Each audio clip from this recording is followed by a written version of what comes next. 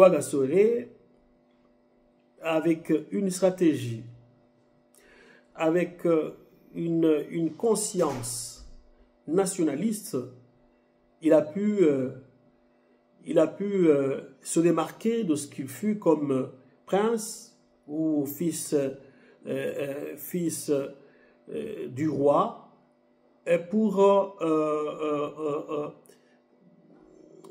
pour s'employer à la recherche du bien-être du Burundi et surtout son autonomie.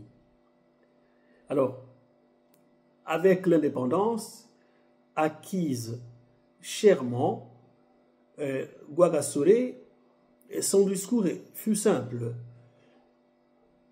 Burundais, Burundaises, la victoire qu'on vient d'avoir aujourd'hui n'est pas une victoire de ceux-là qui ne nous ont pas aimés, de ceux-là qui ne nous ont pas votés. Elle n'est pas une victoire seulement de ceux-là qui nous ont votés, de ceux-là qui nous ont élus. C'est la victoire du Burundi. C'est la victoire du Burundi. Et là, le terme qu'il a utilisé, l'expression Burundi, pour lui, ça signifiait ni moins ni plus un Burundais au-delà des considérations ethniques. Et ça signifiait que nous sommes un seul peuple qui avons en partage notre destinée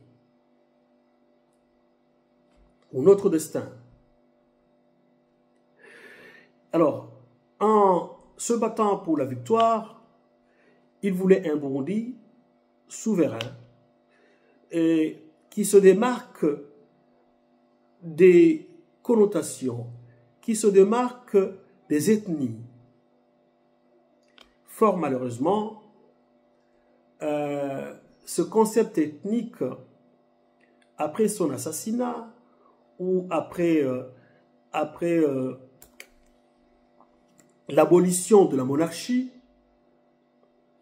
c'est alors qu'on a ouvert la porte à l'ethnisme qui a dominé le terrain politique burundais, qui a dominé le terrain social burundais. Et jusqu'aujourd'hui, le peuple burundais est en train de payer les pots cassés. Alors, si on s'était inscrit dans la logique du prince Rwagasore, on se serait démarqué de toutes ces choses qui nous divisent. Nous sommes un seul peuple. Et donc voilà, le fait que les Burundais n'ont pas voulu, n'ont pas respecté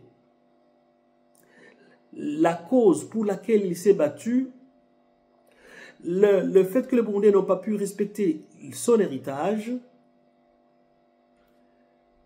ça fait qu'aujourd'hui, jusqu'aujourd'hui, notre pays est polarisé. Notre pays s'est érigé sur une base ethnique.